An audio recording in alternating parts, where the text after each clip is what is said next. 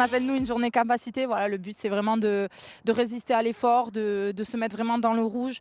Voilà, on a commencé par une grosse matinée avec dojo, skills et de la prophylaxie. On finit par le terrain et cet après-midi muscu. Voilà, c'est des grosses journées. Hier aussi on a eu une grosse journée et justement c'est ça qui nous fera progresser. C'est quand on est dans le dur qu'on progresse.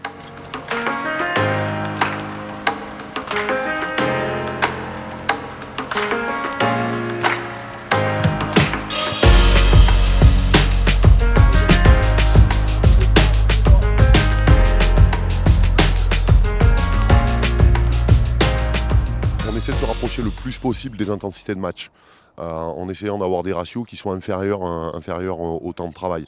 Voilà, pour qu'on essaie vraiment de se rapprocher le plus possible des matchs internationaux, notamment des plus gros matchs qu'on ait à jouer.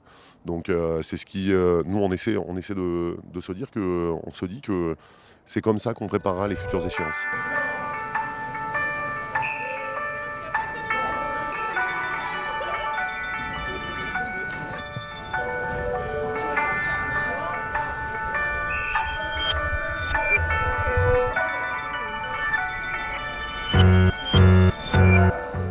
On cherche la haute intensité en fait, c'est-à-dire que par rapport à d'autres nations, on n'est pas massive. On l'a vu sur les derniers matchs, les autres packs nous rendent 100 kg facilement. Donc nous, on est vraiment sur de la technique et la haute intensité. On doit galoper, notre projet de jeu, c'est aussi ça, c'est courir. Alors pas comme des poulets sans tête, hein, mais courir intelligemment, mais être constamment en activité en fait, tromper l'adversaire. Et donc ce genre d'entraînement, ça nous facilite énormément la tâche. Voilà, on travaille vraiment tout le temps dans le dur.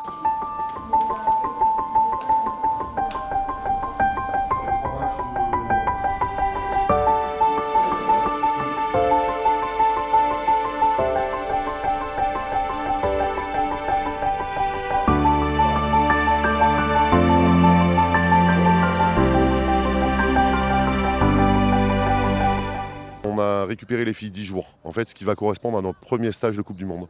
On essaie de travailler en fait, pour le mois de juillet aussi. Donc les 10 jours qu'on est en train de vivre vont fortement ressembler aux 10 premiers jours qu'il y aura en début de Coupe du Monde. On essaie de caler à peu près les temps d'entraînement, les contenus, les intensités. Un petit peu, ça permet de nous préparer aussi au mois de juillet.